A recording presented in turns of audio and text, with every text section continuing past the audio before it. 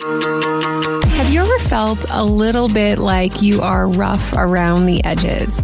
I'm your host, Danielle Zapchenk, and thanks so much for listening to the Parable Podcast. Today, this is our final installment of our collaboration with the Baton Pass. They exist to empower women to share their stories in a powerful way that brings hope, healing, and radical restoration.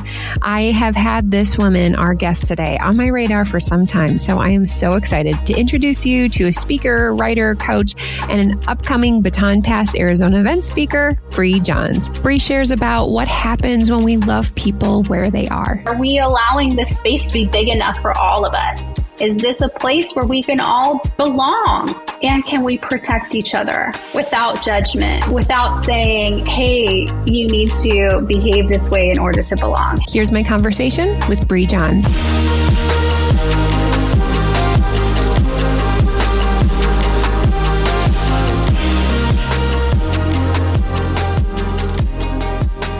We are wrapping up our fourth installment of our collaboration with the Baton Pass, and I'm so excited to introduce you to Bri. Bri is a new friend of mine because she's friends with Kelly and Angela of the Baton Pass. So this is always fun when I get to interact with new friends of friends. So welcome, Bri. I'm so honored. Thank you. Thank you for having me. Now, usually when we get to meet for coffee in real life, I just love to get to know people and what they're all about. I recently did a message at our church about how we use our senses and the scent of God. So I'd love to know, what are some of your favorite scents? Oh, okay. Top scent is lime. Okay. I know that's weird, but cutting a lime is the best scent in the world. I don't know why. It's got to go in my Diet Coke with some coconut, syrup. Yeah, it's called a Miguel out here in Arizona. It's one of my favorite drinks, but lime is just my favorite. I have hand lotions that are lime. It was so funny. I saw your post and you had mentioned the scents and you had said, it was just that week. My husband's like, remember when we grew up, we went to this mall and there was that coffee shop, but it wasn't Starbucks. What was it? And you had posted and you said Gloria Jeans. And I'm like, it was like a gift from God. So I sent that to Jake and Jake was like, Gloria Jeans. Oh my goodness. That place was so aromatic. Yes. You could smell it down the hall. It was amazing. Anyway, so maybe coffee as well. I wasn't a big coffee drinker till after kids though. Now I'm trying to get really deep into it. I have an espresso machine. And, oh, wow. That's fancy. I'm trying to be fancy. It is. It's a little complicated, but I dabble. Have you dabbled in coffee art, or you're just I just do straight espresso, forget the coffee foam? So I've got a separate foam maker that I just drip on top. But it comes with the whole steamer and everything on this machine. That's level 5, I think. I'm at level 1. But I want to. Yeah. It was so cool. I mean, there's always a hope for retirement of who knows what barista knowledge you will procure by then. That's totally. Great. Okay, so you said the thing about a Miguel. And there's special drinks in Arizona. You'd said you grew up in California and Arizona. Is that right? I grew up in California. I came out to Arizona right before I turned 30. I've never been to Arizona. What would be the things if I came to town? These are the things we have to do or try, eat specifically. I love food. Now we've got to go get a Miguel. Okay. So that's at Soda Rush. There's a lot of soda places. When I first landed here and moved here, so shocked at how so many people carry around drinks. But I know it's because it's we're keeping hydrated. So people have big gulps and QT Polar Pops and these Soda Rush and Swig. So I would probably take you to get a drink like that. And it's not hydrating. So I'm not really sure. Another place I'd probably take you is our favorite Wednesday night hangout with my kids and my husband and I is this place called Oso Park. It's a brewery restaurant, but they have this park place. It's all dog friendly. Okay. So it's a dog run area with a huge big screen. And on Wednesday nights, they play movies and they have a QR code on all the movie chairs that you can put out and you can get food just rushed to you. And because it's so hot out here, they've got got fans and like misters all around and dogs and kids are running around. They have a free like arcade and cornhole and it's just a hangout. So just eating some fries and watching a movie, I would take you there because I think you would have a lot of fun. That sounds like a dream. I love that. I am not a beer person, but the fact that you can be in community, I think that's what attracts me the most. Like you can just hang out. Okay. Also, this is like the season of fall. You're a mom of 2 boys. I know fall is probably a little different in Arizona compared to Chicago area, but sometimes like, you know, we are like holding a lot of things in this season. And so as we enter into something new, what would you say, Bri, you are holding in this season? Going into the fall, which there really isn't a fall in Arizona. It's the most tragic thing. Like leaves change at the end of December out here, and then it becomes spring. Holding on to for fall. I mean, a big word that God's been kind of like really speaking into my life recently is authenticity. And it's like, it's such a broad term. Like, what does authenticity mean? I think I'm even more just holding on to the fact of like, when I thought years past I was being authentic, I might have just been like vulnerably like talking to unsafe like people, you know, just not being cautious and wise. And so authenticity is like a big one for me. And that's really, I feel like that's just where I'm at with wanting to meet people as well, is just having real conversations about real life stuff. So I feel like I wake up every morning, I'm like, okay, who can I connect with? Because I think authenticity is just, it breeds that real deeper connection. That's so good. Bri, you're going to be our wrap-up speaker at the Arizona Baton Pass event, Brave Enough.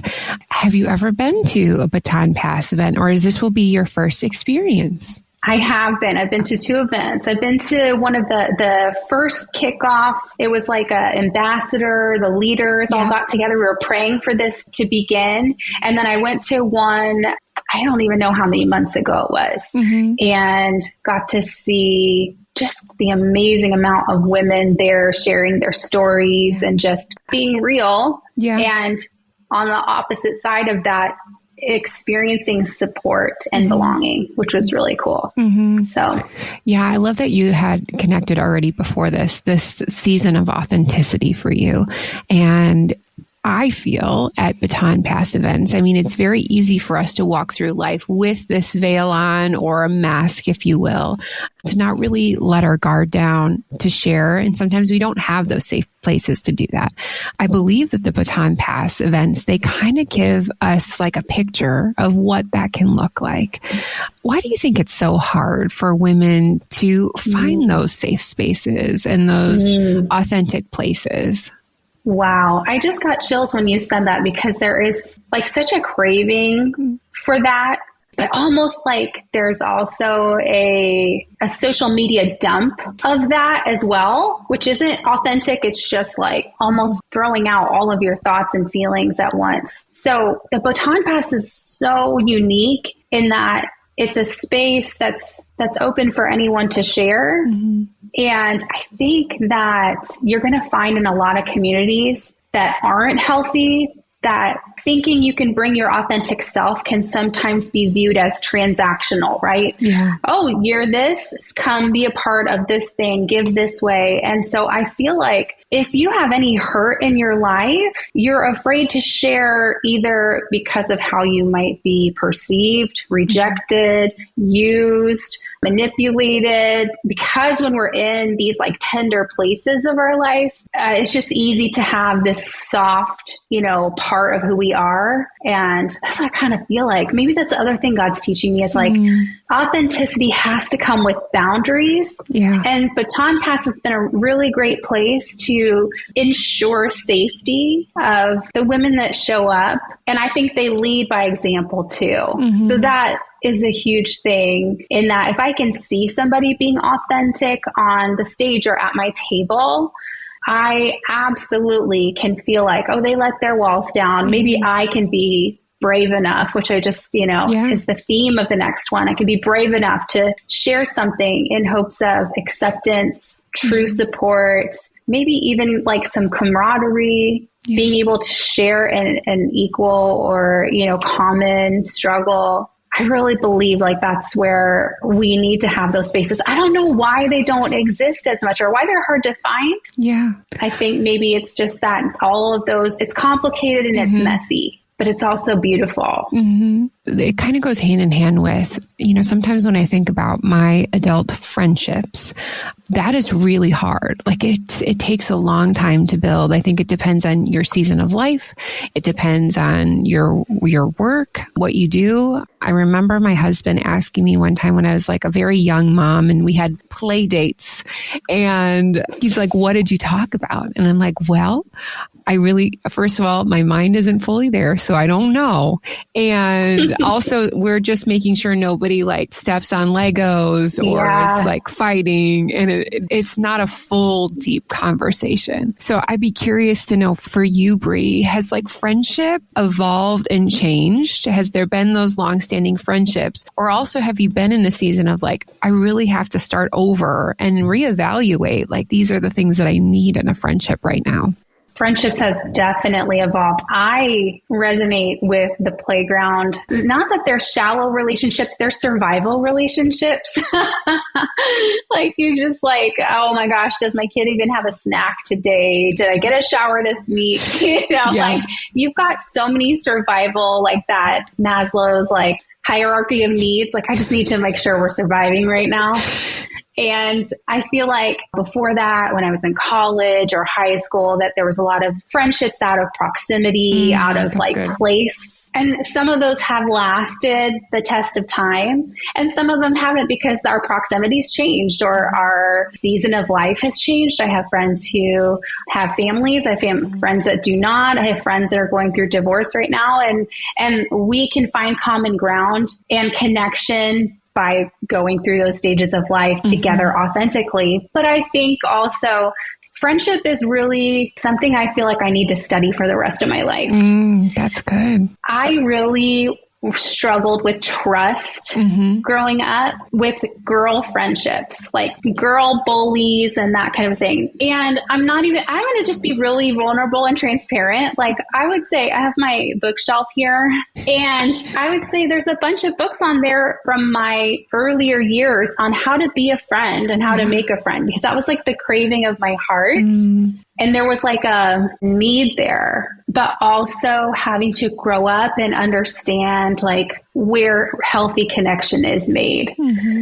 It's so funny, not funny, but really timely that you ask this question right now. And I won't go full blown into it, but I just experienced this week the loss of a friendship where her and I had to realize that it's time to say goodbye. And I don't think that we talk much about those things. And it wasn't a ghosting each other thing. It was we're in a different season of life and supporting each other it's not matching up. And it's so heartbreaking because you do life together, you know each other so deeply, and having that hard conversation, it feels worse than like a breakup. Yeah. It is a breakup. It is a divorce because there are these pieces that are still connected. We have memories of certain things.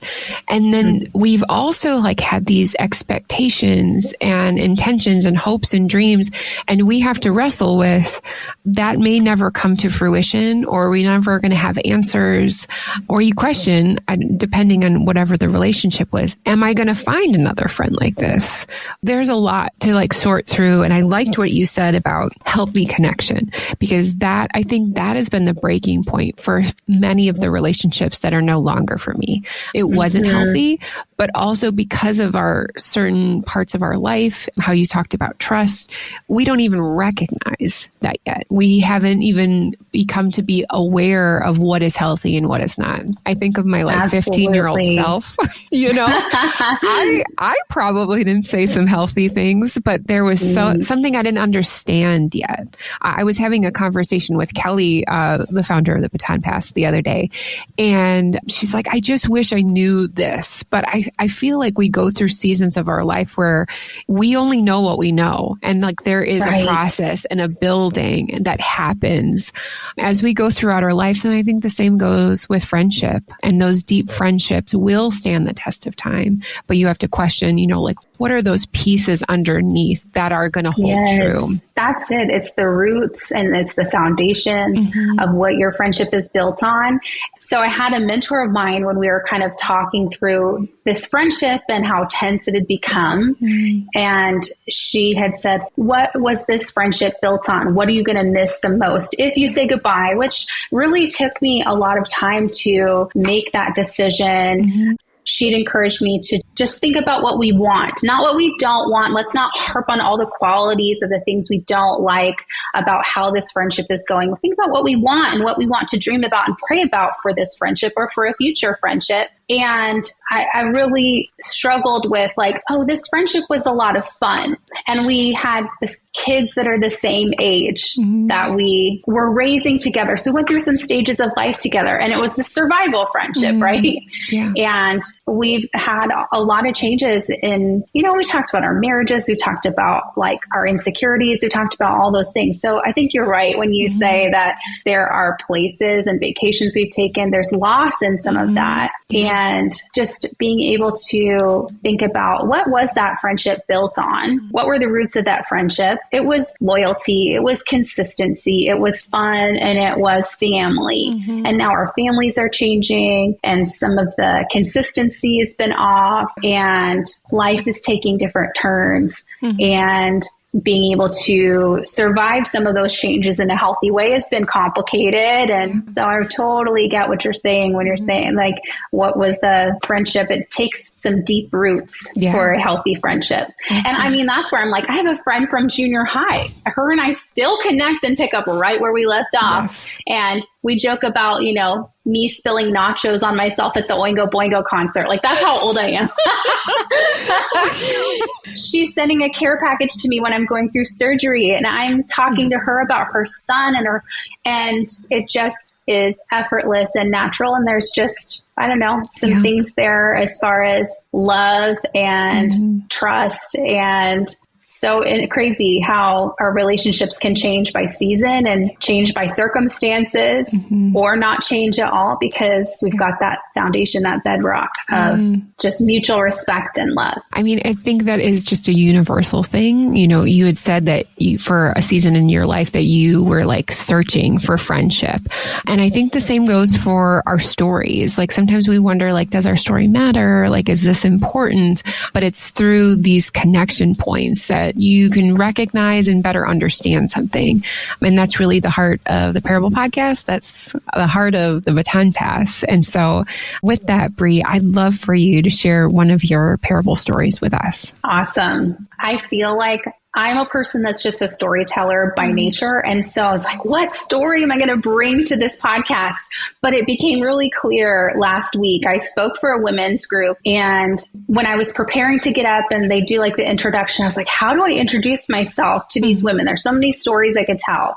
And before I got up, the worship leader got on the piano and she just sang this beautiful song, I Worship You, Almighty God, like an old school worship song. I worship you, Almighty God.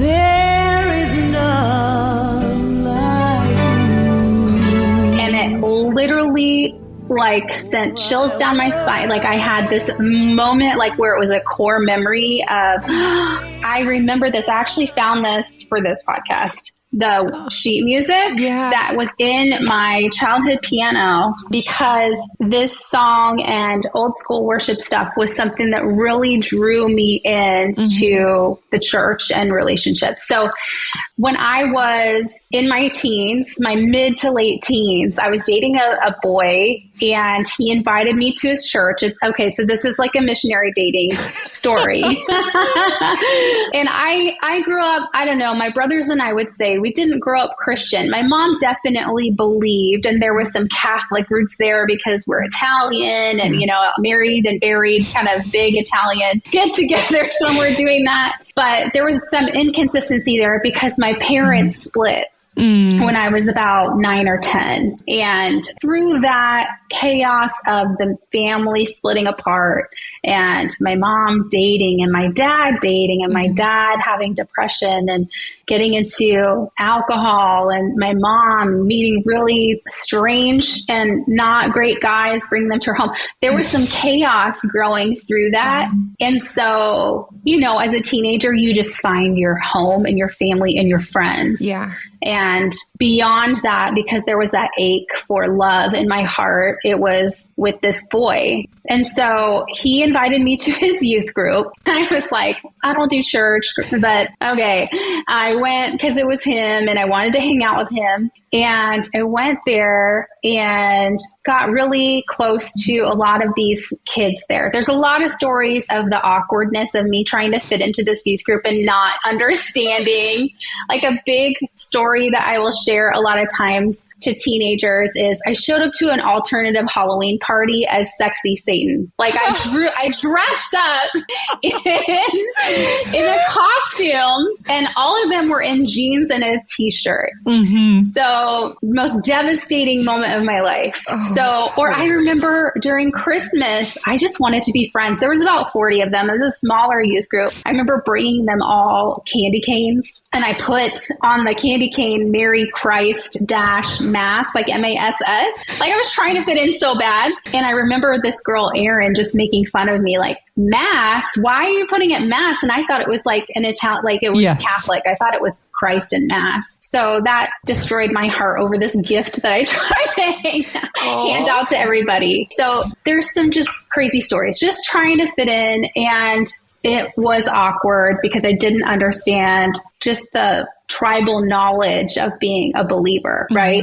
However, I started playing piano when I was 8 years old. My mom got me into classical piano lessons, and music's always been a part of my mom and my dad's lives. They actually met because they were in marching band together at a college, and I began playing, and that became like this escape for me, is sitting at the piano when my family was just destroyed. It was like a mess. And it was, I could close the door, I could be away from everybody. Well, at this youth group, I met the worship pastor, this guy named Chris. Awesome guy, had like 2 sons, an amazing wife, and reached out and found out that I played piano as a teenager. I'd actually stopped for a while because while my parents had split, my mom needed to work more and she was, was busy. I couldn't drive myself. And so this worship pastor had said, hey, I would love if you would consider come and playing like on Sunday mornings for me, and the church will pay for your piano lessons if you're interested.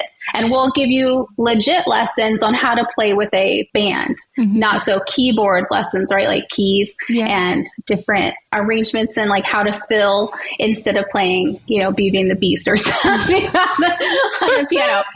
Again, I'm like this rough-edged girl who didn't grow up at this church. All these kids had known each other since they were in diapers. The worship pastor invites me to play at the main services. It's a little white steeple church. And I'm at the keys next to a grand piano with an old lady named Mary Ed. And I'm supposed to play with her with this band. And the worship pastor got me awesome lessons. Like I took lessons with Peggy Ducanel, who she toured with John Tesh, who's like an incredible pianist and performer. And then later I got band skills, like how to really vamp with a band from Ben Camp, who was in Supertramp, like really old school musicians. But I had no idea because I was just a teenager. But here's kind of the part of my parable and why this stuck out. Like this memory of this song that this woman played last week hit me deep because I remember showing up for those first couple weeks to play for church services. And they had this weird, like, wicker gate that they put around the keyboards. Okay. And I had to walk around it every time. And honestly, I didn't really know how to lead worship. I was learning about how to worship God while being up there playing for the adults. And I felt really comfortable and loved on. And it took me like some time to realize this. But in my teen brain, again, I told you I dressed up as Sexy Satan for an alternative Halloween party. And like, it was like Legally Blonde, like so devastating. But back then I got a lot of attention for my body, and it was the Clueless days. And I dressed in those mini skirts and those thigh high tights and the clog shoes and all of that.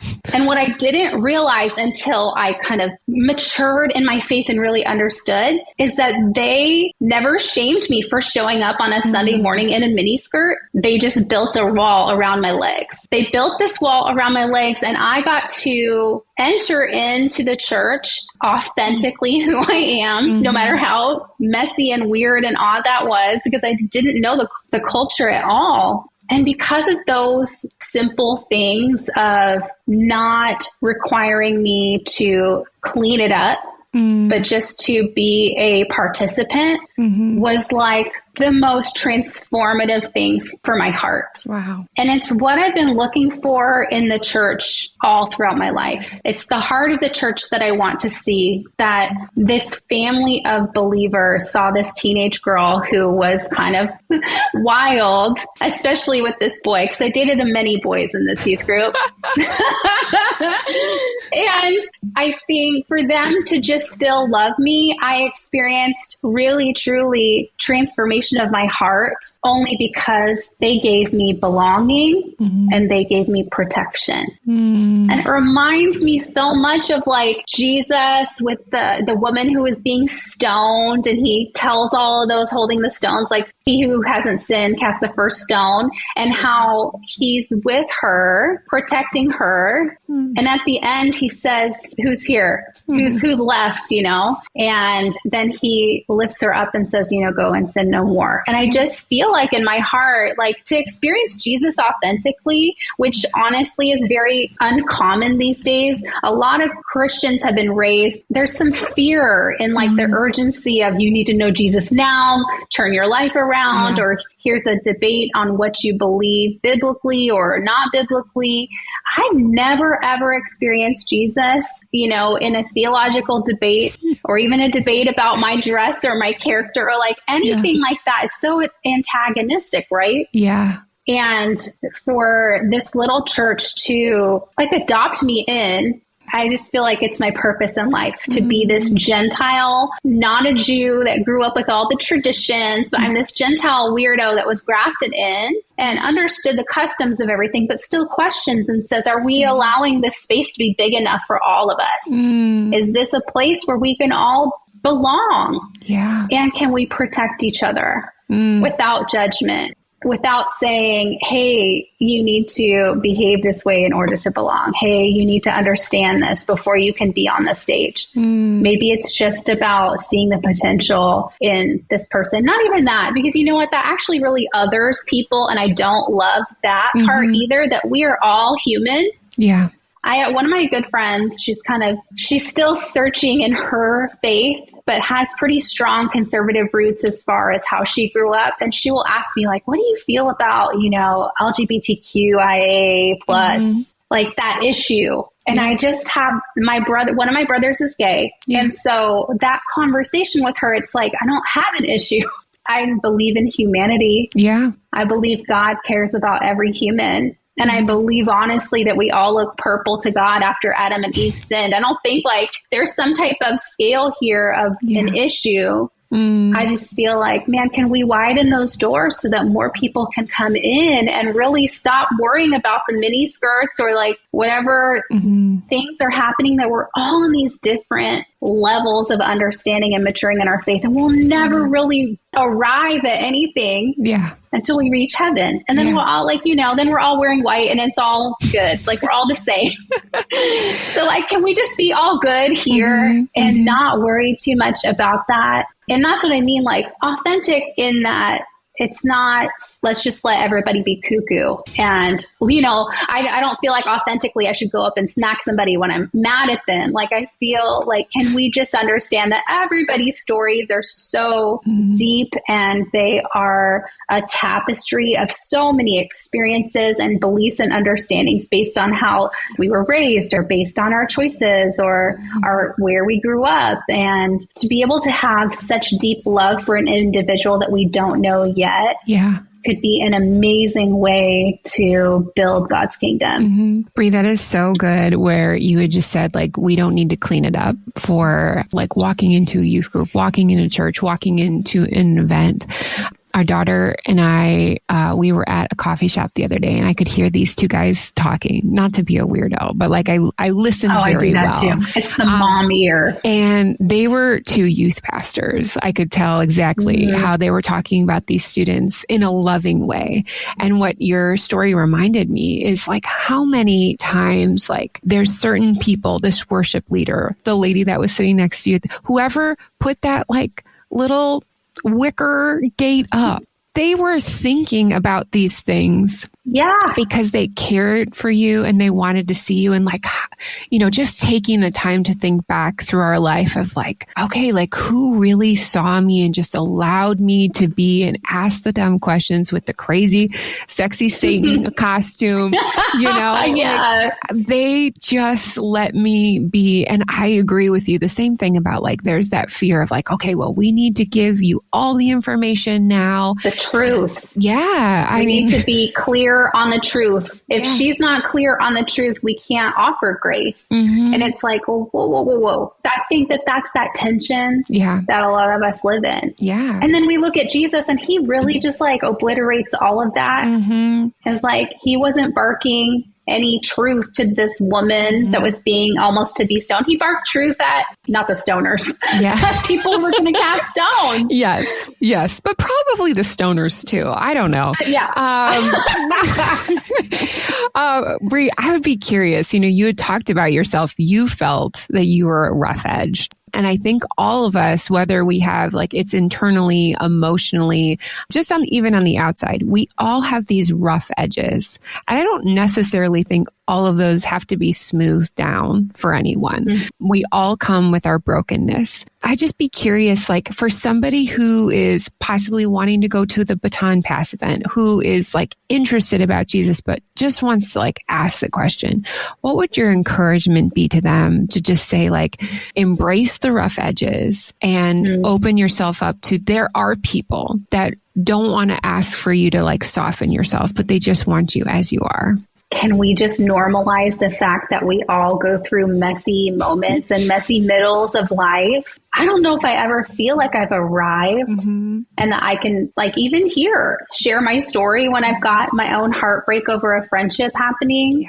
I think if I was to encourage any of the women watching right now and they're curious about coming, I would say, I would love to meet you. And I would be honored to hear your story. And I wouldn't boo-hoo it with you. I would actually say, wow, you're a survivor. Wow. Look at what God is doing. And you can't maybe see the other side of where this is going, but maybe you've been through something in the past that you understand, and you can hold to those moments of courage that you had before that'll remind you. But let us be a place that you can come and we can remind you of who you are and what your worth is and your value and what God's doing in your life, because maybe I can see it when sometimes when we're going through stuff, it's so foggy and because of our thoughts or because of what people have told us. I think sometimes it just is good to get around people who have fresh perspective and love and acceptance. And so being a part of this experience, I think will make you feel lighter. And if you're looking for lightness, if you're looking for a place that you can just take a breath, Baton Pass is that place. You don't have to, I don't even feel like you've got to dress up for this type of event. You just come as you are. You don't. It's fun too. I feel like, you know what, I don't want to make Baton Pass to sound like it's this deep therapy session. It's very fun too. I've made some good friends through it and I love that. And we can laugh and we can talk about like the craziness of life and where we're at and things we're going through. It's a good community to be a part of. especially like we were saying earlier, that it's hard to find these spaces.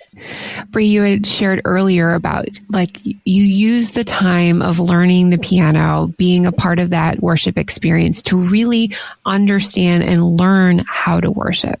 And I'd be curious to know how worship has changed for you over the years. Like, what have you consistently learned or adjusted in what worship means to you? I haven't mentioned this on the podcast, but I worked in church for a long time and actually ran a multi-site megachurch's weekend arts team. So worship bands on 6 campuses through broadcast, all of that, and got really good at creating experiences for people to connect with God. However, there's like this delicate line of performing versus that vertical heart and posture. And I don't love where some of the churches are going as far as bringing such a creative experience that God might be lost in that, but we might really fan over it and think, man, that was incredible. For me, worship happens a lot. I mean, I absolutely love worship and community when I'm with a bunch of people and I can hear their hearts singing to God. But I feel like my connection with God is so much more fluid now. It used to be a lot more legalistic of I got to journal and I've got to sing this song this way, or I've got to play this song on my piano that way. And worship for me has become just being able to show up and bring my full self to God. When I go through really crazy storms, music, for some reason, is the only thing that speaks to my heart and calms me. And so I will throw on a worship playlist when I'm getting ready in the morning to set my heart right for the day. But it's so funny when I go back to those moments of, gosh, worship was just about being in a place where I could belong no matter who I was. And that God was the one that was showing me like, look at this is who I see in you. And worship's just been a good reminder that it's not really about me. That's so good, Bri.